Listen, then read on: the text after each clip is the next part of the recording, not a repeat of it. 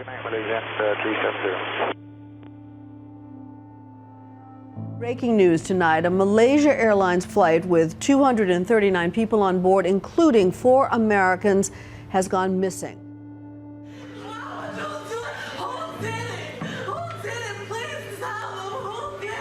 No mayday, no wreckage, no answers.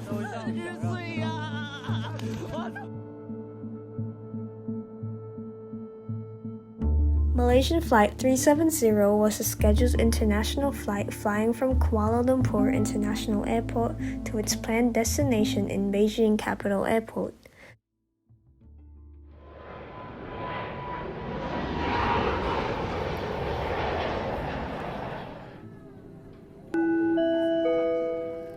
Ladies and gentlemen, welcome aboard Delta Airlines Flight 2998 bound for...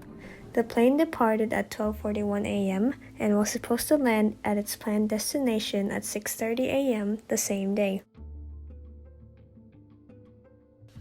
Controllers in Kuala Lumpur will only track the airplane while it is in Malaysian airspace. The last contact made by Kuala Lumpur Air Traffic Control to the plane was during 1:19 a.m. where it said this. Good night, Malaysia, 370.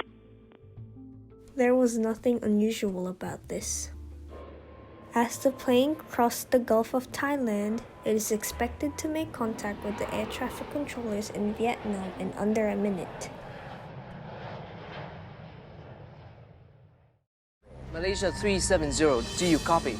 But 19 minutes later, Malaysia no word 370, was heard from the this is plane. Kuala Lumpur, do you copy? The flight vanished from the air traffic control screens. Both Kuala Lumpur and the Vietnamese air traffic control attempted to make contact with the plane, and yet neither of them were successful. 4 hours after missing its planned destination, the plane was officially reported missing. What happened? Cost all 239 victims, loved ones, everything. Their sanity, their grief, their anger.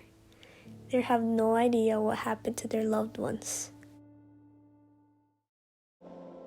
There's constantly reminded, you look up in the sky and there's an airplane up in the sky and you just instantly question, how does something like that disappear?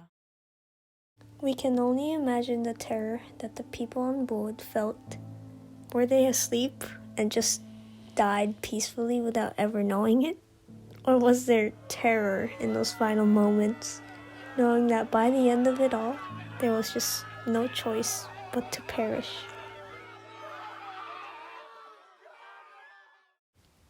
It's been 7 years. When will we finally learn the truth?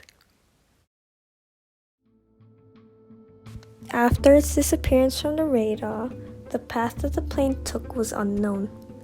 This was true until the Malaysian government disclosed additional information.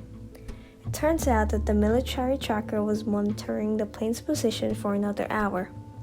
Shortly after the plane lost contact with the air traffic control, it was found deviating from its flight path westward, with a subtle turn to the right and a prolonged turn to the left. It headed straight until it reached the city of Penang, where it made a right towards the Andaman and Nicobar Islands. It traveled straight for 200 kilometers more when finally the plane was out of range from the military radar. Investigators have estimated that the aircraft's lost position was somewhere in an arc between the west of Australia, somewhere in the South Indian Ocean. There was numerous search efforts for this plane that took place. In fact, it is one of the most expensive in aviation history. All that time, effort, and money proved useless as the plane is still nowhere to be found. It's been 7 years and still nothing. With all mysteries comes with theories and speculations. The who, what, why of things. Who was responsible for this? And why is it still a mystery to this day? How did the cause of this incident get away with this? More importantly, what was the pilot thinking? Thinking that the pilot was the one responsible for the whole plane, Wouldn't it make sense to be open to the possibility of all of this being the pilot's fault? What really happened in the plane? From alien abductions to the government shootings or even hijacking, out of all the theories that people have made up, there is sufficient evidence to prove that this pilot was the one at fault. Captain Zahari Ahmad Shad was a 53-year-old man with a wife and 3 kids. He had a spotless track record with 18 hours of flight experience. There was no known changes to his behavior, no financial issues, nothing. Until the Royal Malaysian Police investigated his home.